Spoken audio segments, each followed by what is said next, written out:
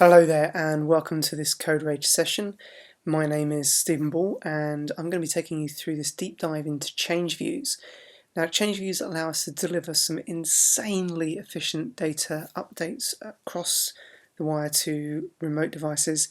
Change views are really making a huge difference in the way that architects are looking at structuring their applications, especially around IoT and around mobilization, and still has many considerable benefits for above and beyond some of the traditional replication type of approaches as well.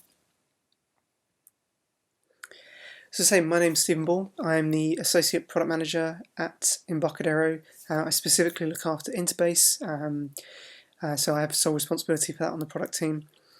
If you'd like to catch up with me, then feel free to contact me through Twitter at delphiaball, or through my blog, which is delphiaball.co.uk, or you can email me at stephen.ball@embarcadero.com. If you are watching this live, then please go ahead and use the chat window. I will be doing live Q&A at the end, but also we'll be fielding questions as they arise as we're going through, so feel free to go ahead and post your questions in. So let's get straight into it, and I'm going to pretty much answer the first question that everyone's thinking right now. What is a change view? Well, change views is a subscription-based model. You subscribe to data, and as you subscribe to the data, you're then able to come back time and time again, and the database engine using your subscription is able to identify you, and you're then able to ask for what data has changed in the database since you were last connected. And it does this at a field level, record by record, table by table. You can mix tables and bits together and fields. Now, subscriptions can run both during a connection or spanning time and connections. So you could connect to the database, grab all the information, commit your subscription, go away, work away in the middle of nowhere for a couple of days, come back in, reconnect to the database, and the database will know who you are, and it will know what's changed specifically in your subscription since you last asked for the data. So when you then fetch the changes, it will only give you what's changed. Now, we don't all have one device. We don't have one machine. We have multiple machines. We have multiple, myself personally, I'm sat here, I've got 2 tablets, my phone, my laptop. We all live with multiple devices now. And as a subscriber to the database, a subscriber in this term is an InterBase user. So each InterBase user can have multiple devices. So the user and the device ID perform basically a primary key or unique key for the subscriptions. So if you have one subscriber or one database user and you then create a GUID for every single device out there, that will work absolutely fine. If you're using different levels of user security, then every user can have device IDs that are unique to them. So you might call it phone or tablet or laptop, and that would be fine because every different user would have then the ability to have the same names used. So let's look at the traditional way data is moved around, and this is really the problem that we're trying to address with change views. Typically, briefcasing data is very important to be able to work offline, which is something that's often overlooked because of the challenges around it with mobilization projects. But let's take a really simple example first off. Just going to briefcase some data. We're going to have a change made on the server, and then we have to then fetch the data set again because we don't know what's run out, what's changed. And as time goes by, multiple changes happen centrally, which means we have to do multiple fetches, and there's multiple times in here the same data has been collected. So even in this really simple example, we've got 23 data packets. And if we have a look here, the second item going across in both rows here has never changed. Well, if we clear out what we don't need to know down to what we just need to know, we're down to 9 data packets rather than 23. Now imagine that second one is a photo. Then wow, that's a lot of data. That's way more data than the rest of them put together. But you get the idea that change views is about getting straight to specifically what you need to know. Now this opens the door to much more scalable and long-lived briefcase models. It dramatically reduces the amount of data moving around. Data has a cost, especially on mobile projects. Data does cost money. And this also, as we'll see as we go through, this is opening the door to something that traditional replication technologies would struggle to scale with. But I'll come back to that. So how do the change views work? So basically you create your subscription, and as you create your subscription you tell it what data you're interested in monitoring, and you can monitor tables, or you can specify specific columns within a table that you want to track. And then once the subscription has been created, you're then able to grant access to those subscriptions to multiple users. And once they have the access to the subscription, then they can subscribe to it. And that's done through a SQL statement. So once it's set up in the database, any developer, if the subscription is available to the user that's connected in, then they can go and use it straight away, not a problem. As I say, subscriptions can be a mix of tables and columns. Each user can have multiple devices, and one of the really key things here, traditional replication technologies struggle with bidirectional replication to the point that it's quite common to have table locking, or to have log tables being used. And a big part of that is as you make a change on the database at the other end, if you're wanting to know what changes are made on that database, well, if you just made a change there, then that's going to get logged as a change. So that change is going to come back to you, and you can end up in infinite loops. So one of the common techniques for avoiding those is to have specific database users for each replication target. And as that user logs in, the triggers on the database that then log the changes into a log table avoid then the trigger for going back to the source. So if database A has got some changes that it needs to tell database B about, as the changes are made into database B, the replication user that database A is using to connect to database B knows to not log those to go back to database A. So that's okay and that can work, but it's really not particularly scalable.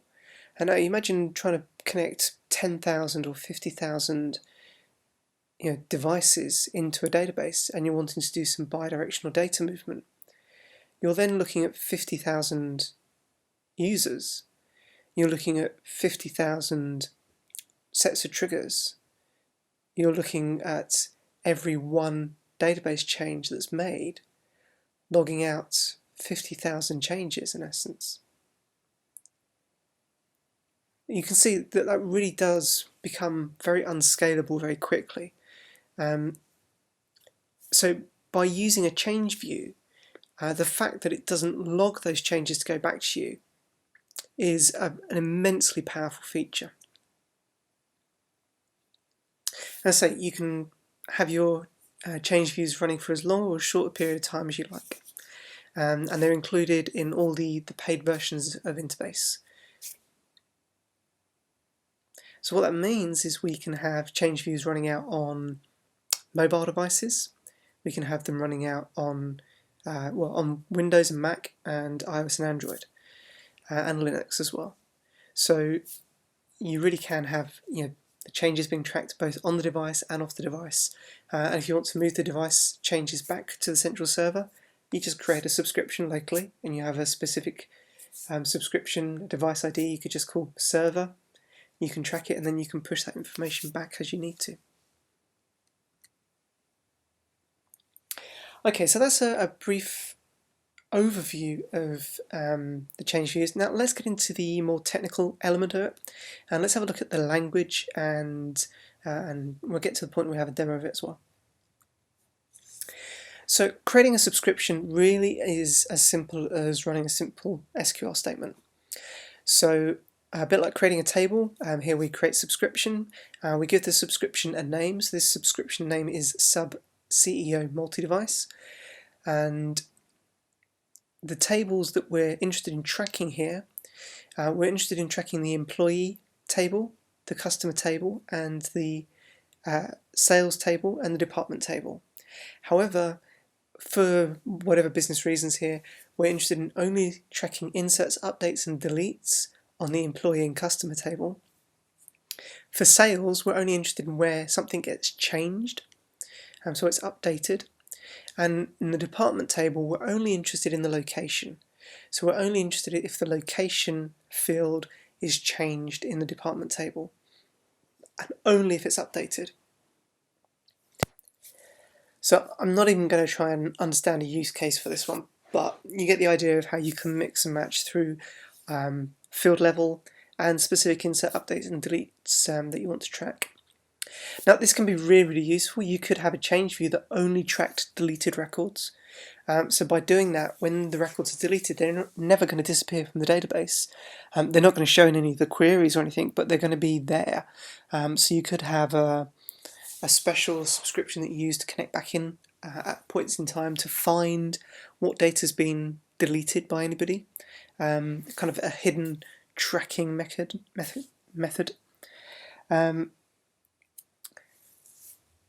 The other thing that you can do, and it can be quite useful, is actually to run two subscriptions. Now, thanks to FireDAC, this is really, really easy to do with the components in terms of the merging the inserts, updates and deletes all together in one subscription. But if you are using an interface that's maybe not Delphi or C++ builder orientated, then you can run two subscriptions, one for inserts and updates, and that will then provide you records that are live that have been modified, and you can run a subscription specifically for deletes, so you can then check for any records that have been deleted.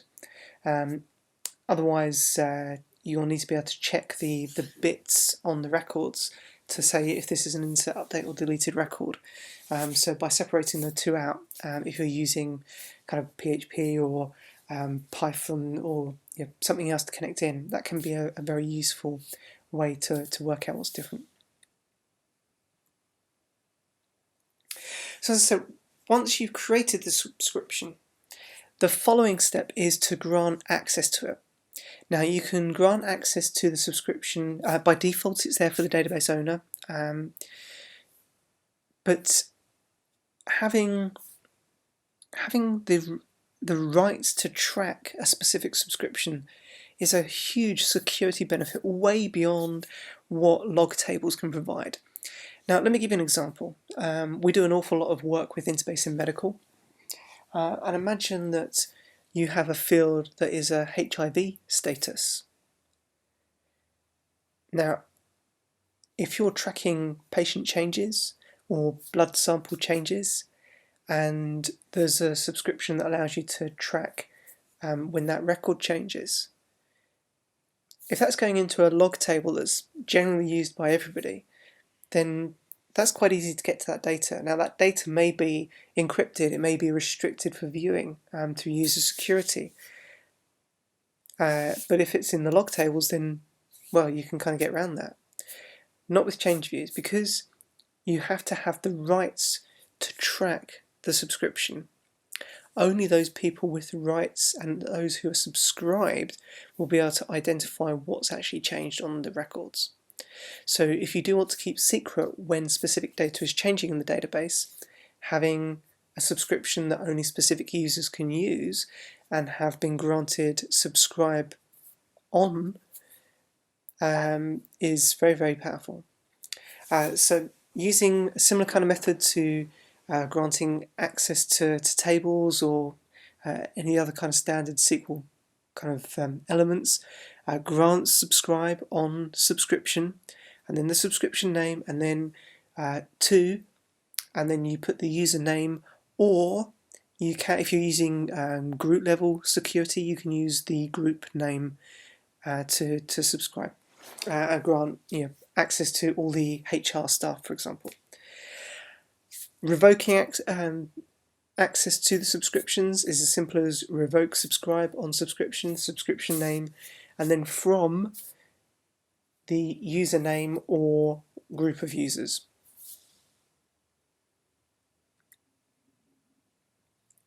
So we've got our subscription, we've got access to the subscription. Now, as a developer, all I need to do to connect to the subscription and use it is I need to be running a transaction, and the transaction needs to be in snapshot isolation, and we're then able to run the first SQL statement in our subscription, inside our transaction is set subscribe, then our subscription name, at, and then the device ID that you want to use. And now that will take up to a GUID, so you can generate a GUID and shove it in there if you want to. So yeah, set subscribe, subscription name, at, device ID, active. And what that does is it then says, hello database, it's me with this device, I only want to know about the changes. So the first time you run a select statement, you're going to get everything. You will get everything returned because you've never collected data under that subscription before. So once you fetch that data, you can commit your transaction, and then later on you can reconnect, you can set your subscription active again, and then when you run the same SQL command, you'll get only what's changed. So we've got a specific command here, select department and location from the department table where the department number equals 180. So that's going to fetch only departments where it's 180. That's fine. Now let's imagine that we're changing the department and we're changing it to Austin, Texas. Now as we make that change, because we're within an active subscription, we're not going to get told about that change coming back to us. So anybody else who connects in will get told about it, but because we're within a subscription, that change isn't reported back because it knows we know about it already. Why tell us what we already know? It's just more data to move around unnecessarily.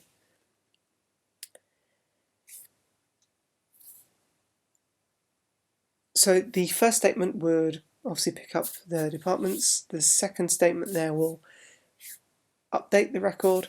The third one, if you run that as a third example, would then just pick up anything that's been changed by anybody else apart from us.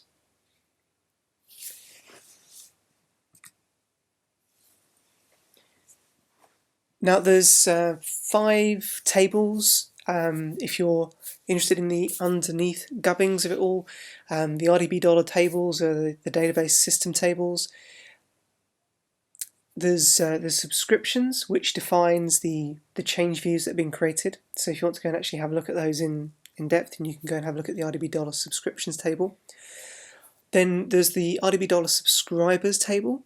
Now the RDB dollar subscribers, every user and their device ID generates a record in there. So if you do need to go and remove a subscriber manually, you can do that through that table there. You can also use the RDB dollar subscribers table to view and work out what subscribers to the database have been fetching data and which ones haven't. So if you know you've got remote devices that you're trying to monitor, then you can do that centrally through the RDB dollar subscribers table and pick up which ones have actually been and fetched the data and which ones haven't. The relation fields, and user privileges, then are just defining the details of the subscriptions and who's got access to those subscriptions. Okay, so let's have a demo of change views in action.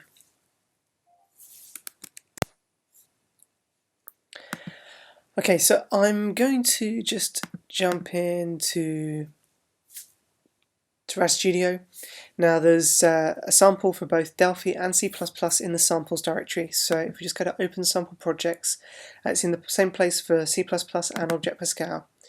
It's in the database FIDAC samples, and this is a DBMS specific sample for InterBase for change views, and there's a generic one here which is great for seeing how the FIDAC components work with the notifications that you can run through InterBase. So as changes are made centrally, you can set a notification and that will alert the client that something's changed in a specific table that it's interested in.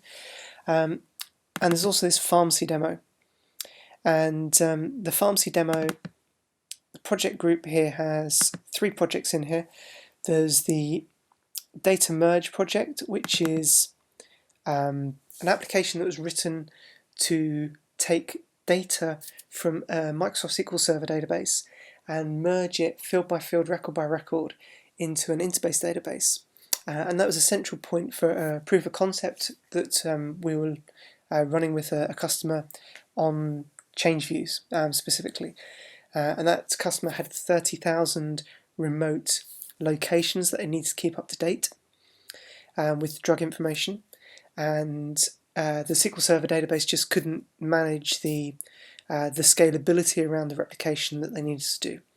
So what they did is actually, from an architectural point, they're keeping the Microsoft SQL Server database because it's so tightly embedded with the rest of their systems, but put an InterBase database next to it that they're then able to update, and then all the remote locations are then able to connect into the InterBase database and ask for what's changed. So what I've done is I've actually created some shortcuts here, but I've done a little trick. This application creates an ini file as you run it. So I've run it both as release and debug. And when you go to install this as a data folder here, you'll need to go and put these databases into C data. But then once you run it first time, you can come in here and just modify the ini file to point to a specific location you want. So here I've got one pointing at pharmacy 2, and that's the debug, and then the release build, I just pointed at a different database, which is the pharmacy 1. So they're both pointing at the same central database, which is this one here. So this is just a simple database viewer where I've got 3 tables. I've got a categories, medicine, and then a link table that says which medicines belong in which categories. And then pharmacy 1, pharmacy 2, which is just basically the same data, just running 2 different applications. So we can see here we've got pharmacy 1 and this one's pharmacy 2. So the data here is just taken straight from the database. We can see we've got different customers in each database. So I'm just going to go and use the data updates part here because that's really what we're interested in. So I'm just going to do fetch deltas, and this is the local table, and we can see here there's no deltas for either of these tables here, and the same over here. So let's go and make some changes. So I'm going to go ahead and let's make this allergies, and I'm going to head and change something over here just because I can. So we've now got the data updated centrally.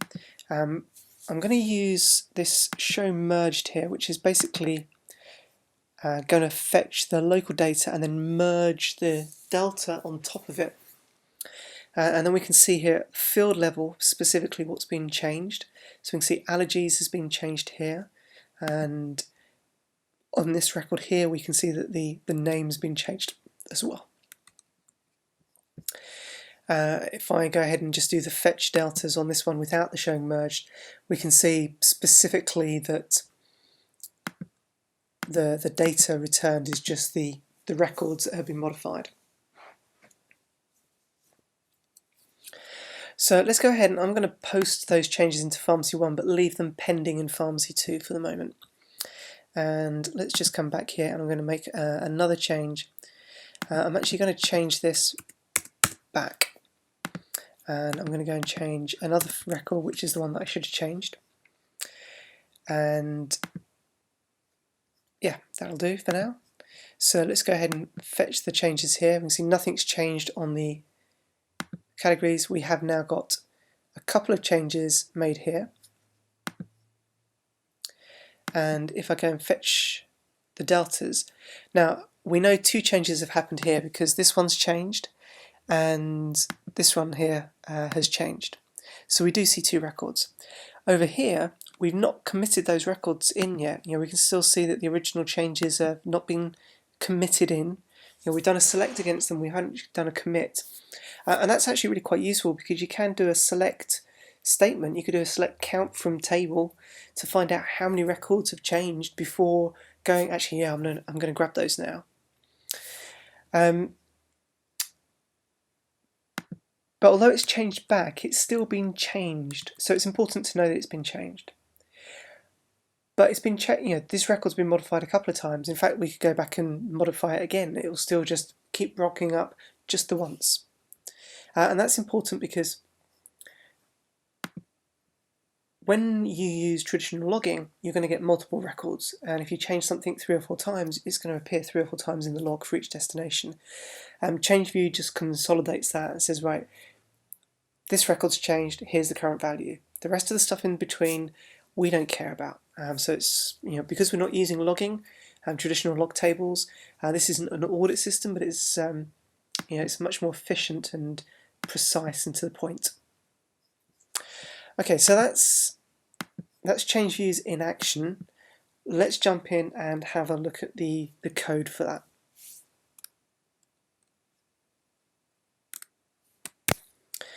Okay, so the key point really to this demo is this data module deltas here. The rest is just showing the data, frames for showing the data and so on. And here we have 3 queries which are pointing at the local tables. We have 3 queries that are running the same SQL statement, but they're connected through the snapshot transaction, which is defaulted to roll back. And there's a query here that runs that first command, that set subscription active for the device ID. And then just for the output for the demo, there's some in-memory tables that are used to take the local data and the deltas and merge them together, and that's what you were seeing, the output from those. But the final updates and posts to the local database is using the local query and then applying these deltas into it before it's then posted. So let's have a quick look at the code under here.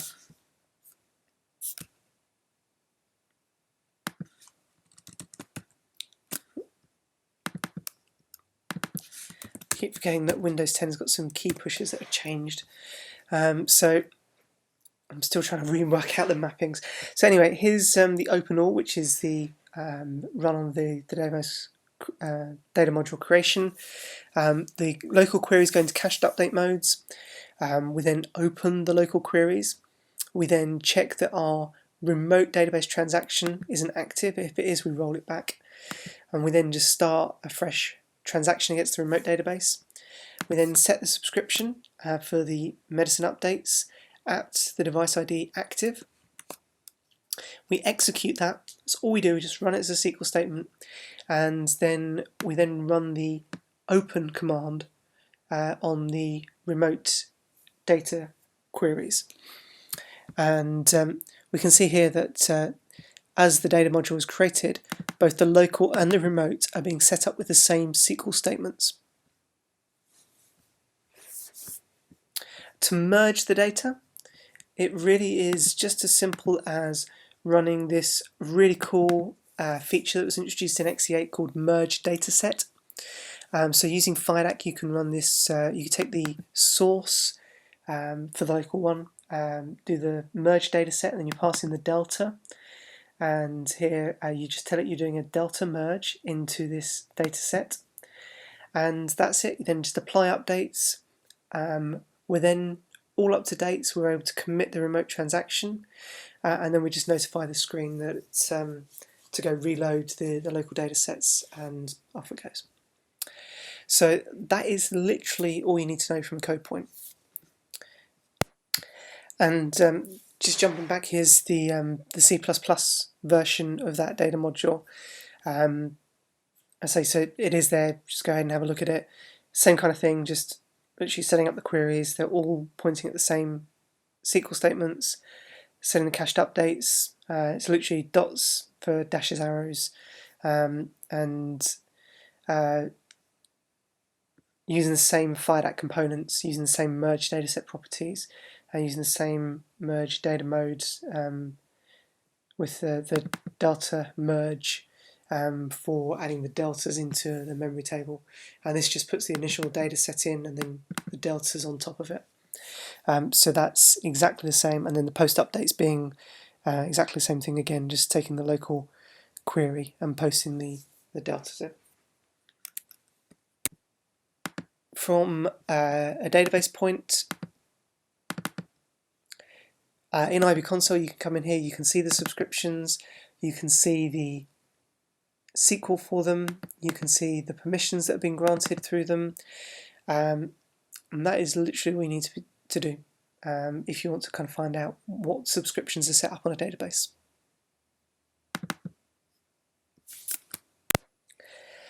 So I just want to finish off with why change views. Let's say I've kind of alluded to a few of these as we've kind of gone through really, but you know, one of the traditional ways for tracking changes is using triggers, database triggers, and especially as they scale out, they can be very high cost at runtime. The example we've just seen with the pharmacy demo, you know, with 30,000 destinations to keep up to date, you've got insert, update, and delete triggers on every single table. That's a lot of triggers to manage, and especially when you've got to have triggers if you're doing any bidirectional data, where you have specific checks to make sure you don't end up in circular replication. So yeah, it's yeah, it can be quite a lot of cost at runtime to have triggers there. Triggers also, using triggers and log tables really do verbose out database logs very, very quickly. Also, having a long log where you might have the same record in there 10, 20 times isn't very efficient. It also makes it very hard to query exactly what has changed. So typically, you know, using triggers, they're running at record level as well, because trying to track every single field just makes it even more confusing and verbose.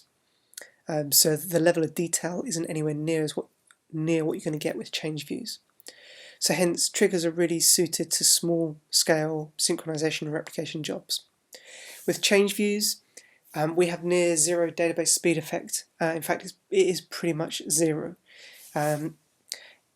Minimal on-disk size taken up by using change views. It's just a few records. We have field level granularity, so rather than record level, we know right down to the field specifically what's changed.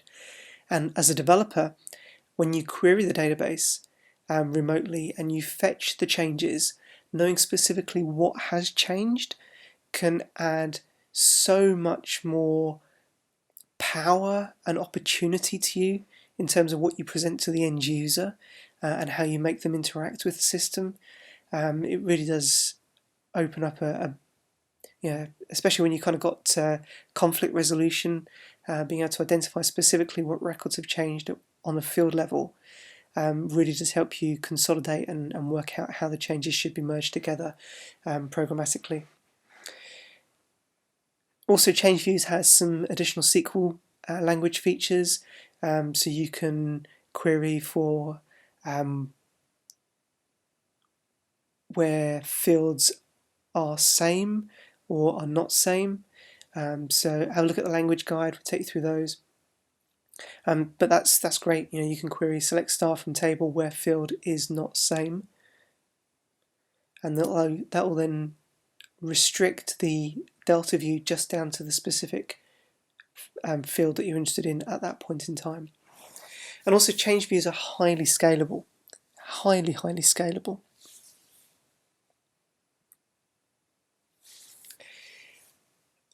Date fields is one of the other traditional approaches used. Date fields are fine. They do verbose out the database. You do end up with redundant fields that you don't really need. Again, date fields typically used at record level. If you want to track specific data at date field level, then you need to have specific date fields for those fields as well. So every field becomes 2 fields in the database. So they do increase, your disk usage. They do increase the complexity of management, because you then have to have triggers or code in place within the database to actually modify the date field at the point that it's changed, or you need to put it into your business logic, which is an absolute, well, you can, but I really wouldn't recommend that. The other thing with date fields is simultaneous user updates can really cause issues. If you're updating 10,000 records and in the middle somebody comes in and updates one record, are you going to find that record? The date field is going to be stamped smack in the middle of your times. So things can get lost.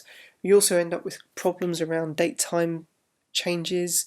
If the battery goes on the PC and the date goes wonky, or somebody inadvertently changes the time on the machine, or you have time zone changes where the dates and time jumps back, you can accidentally end up losing a whole hour's worth of work very easily. So it can be very hard, and quite often when you're using date fields, people often go into the point where they lock tables, so only a single user can be actually accessing the table at the point it's being updated, which can cause a real bottleneck. With change views, near zero database speed effect, really super easy to add after you've done all your database design and development. You don't need to go back and say, right, I need to actually add in fields now to track this, which I've then got to kind of track with as well. There's also there's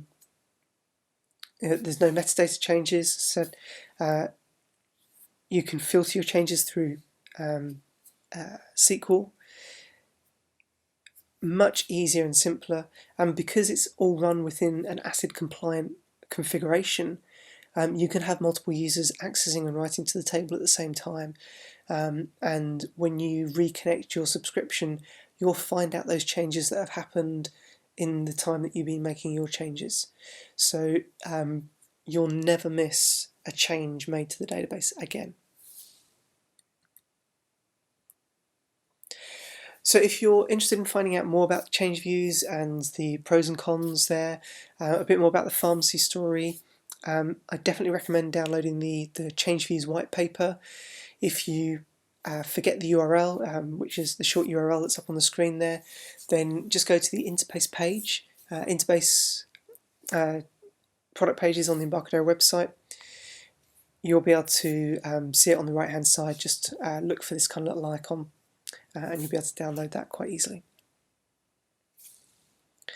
The key thing really, field level granularity, no log tables, no triggers, no additional users to set up, no need to add timestamp fields for doing any tracking into your database, no table locking, no worries about time zones.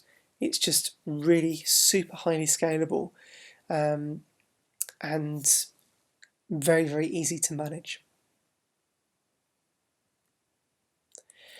So Thank you very much for joining us and listening through this session. Now, if you're watching this live, we're going to open up for some live Q&A. If not, then please feel free to follow InterBase on Twitter. You can ask your questions directly there, or you can message me at Delphiable. But now, Q&A.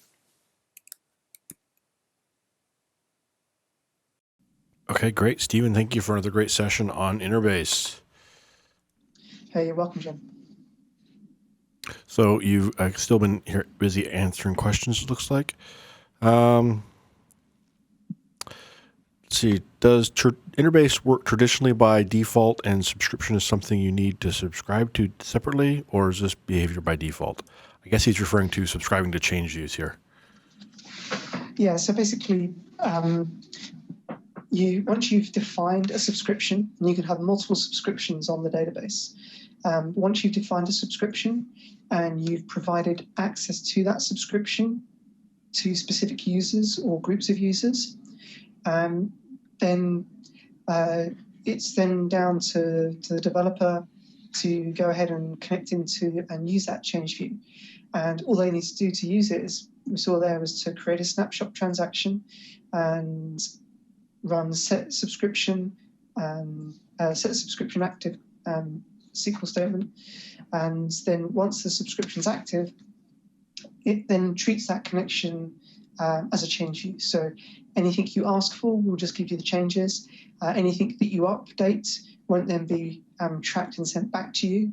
If you make changes outside of a subscription and then you connect up and you activate your subscription, you'll find out about those changes because they weren't done through your subscription. So really important if you do make changes to do them through your subscription just by setting the subscription active. And that's what you need to do. It really is as simple as that. So can you talk about what some of the differences are between FireDAC and IBX? They're both really, really good component sets for working with InterBase. FireDAC is obviously allows you to swap to other database engines very, very easily and back and forth, and allows you to there's some great capabilities there, which is way beyond anything that we've had in our database tool set before. Both IBX and FireDAC have got access to doing backups, to restores, to validating, mending database files. There's samples for those with the FireDAC stuff, and with the IBX stuff, it's really easy to find those too. The change view components we've seen there, the FireDAC ones. I've still got to try and go through and sort out samples on the IBX ones for the subscriptions. There's a component there to work with the subscription. Yeah, I think the way that it's been implemented with the FireDAC one, though, is just super, super easy to do. Now, that said, if you're using IBX already, keep using IBX. There's not a problem with that. But what you can do is, if it's just for the merge operation to do the backends, syncing, getting the data down, just add a data module in that uses FireDAC to connect to your local database instead of a remote one, and use the capabilities of the merge data set really quickly and easily with that, and just run that as a separate connection. It's fine. You can go ahead and do that.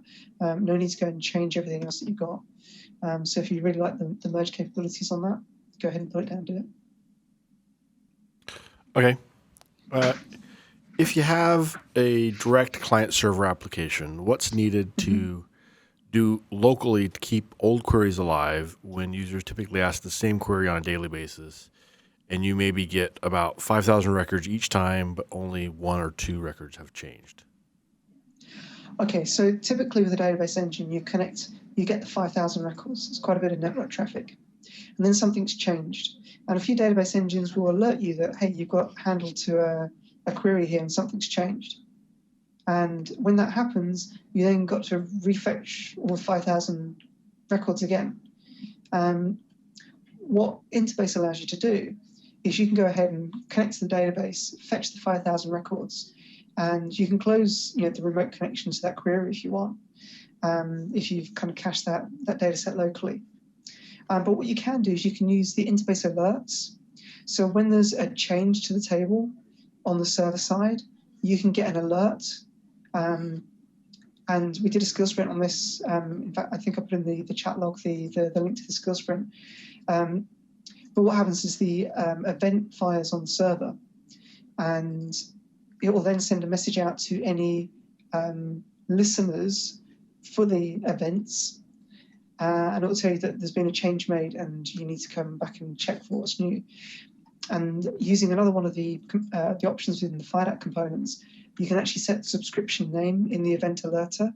And what it'll do automatically for you is it will reconnect, find out the changes, get the deltas from the change, pick up the change view data for you, and update your local data set, which is super awesome. So it's a really, really good sample in the samples directory. If you go to the FIDAC DBMS specific InterBase change views directory, you'll find both the pharmacy example that we saw there and also the standard change view one, which is using alerts to pick up the changes. Okay, excellent. What about change views? I can use local and remote databases, right? I have to create a local database, or when the change view will automatically transfer from the local or server to local. So if you're just fetching data, you can put an InterBase server there, subscribe to it, ask for the data, and you can go install that and however you want to store it locally. If you're wanting to track data locally and then pick up the changes just to send back, then you can use InterBase to go or InterBase desktop, or even a whole new InterBase server edition to actually have a local database there that is then just got a change view in it that you subscribe to. And then when you want to push the changes back, you just talk to the local database and say, hey, I'm the remote server, give me the changes.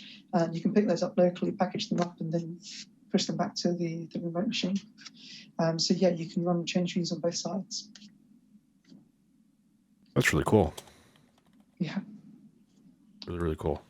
I know there's so many times in the past that I've had to implement some sort of system like this myself, and it always was a lot more work to get implemented than I expected, and was always a lot of work to maintain it and make sure it was working correctly. So it's so nice to see this available through Builtin Database. Yeah, absolutely, and that's it really does put such a different spin on briefcasing data, because like the example that we had in the previous question about the 5,000 records, it's only 5,000 records, but if they're a mega record, that's a lot of data on the local network, and being able to just pick up what's changed,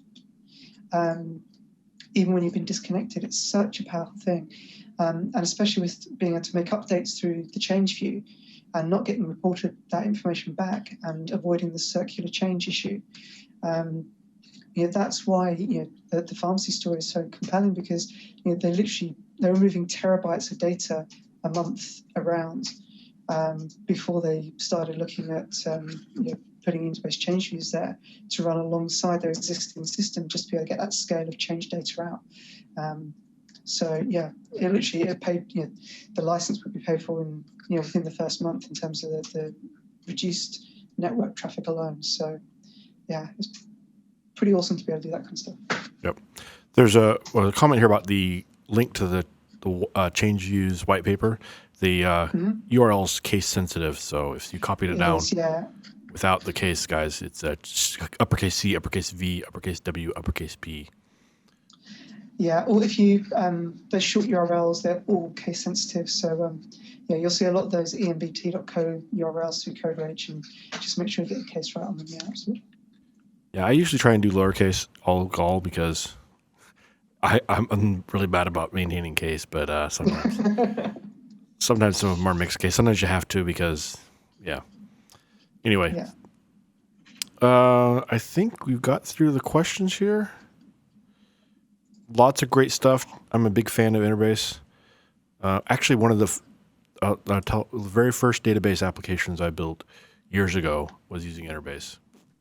Yeah. So I've, of course, at the time had absolutely no idea what I was doing.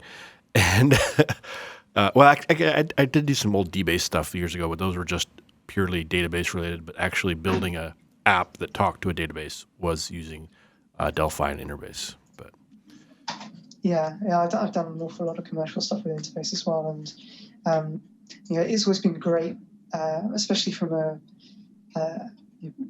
I was kind of running small companies, that you got the InterBase team, where you get kind of 10, 15 minutes of training for the support staff. And then we had a merger with another company that was running a SQL Server .NET product. And although they had about a fifth of the customer base, they had to have a full-time DBA just sit there running the databases and sorting the databases out. And every time there's an update, running all the stuff out on the database servers and doing all the changes. Whereas with the InterBase guys, it was just kind of done, off we go. Which kind of, when you look at it, it's a 30 grand a year less to run InterBase on 5 times the sites, which was a pretty compelling reason for a small business to be running InterBase rather than SQL Server at the time, which was kind of cool. Mm-hmm. So here's an interesting question. Let's say you have an existing system that's running Oracle as the main database. Is there a way you could use InterBase in the mix in order to improve the performance of Oracle? Well, that's a tough question. I think it depends what you're trying to do. The pharmacy example, okay, slightly different setup. It was Microsoft SQL Server that they had running there rather than Oracle, but the same principle.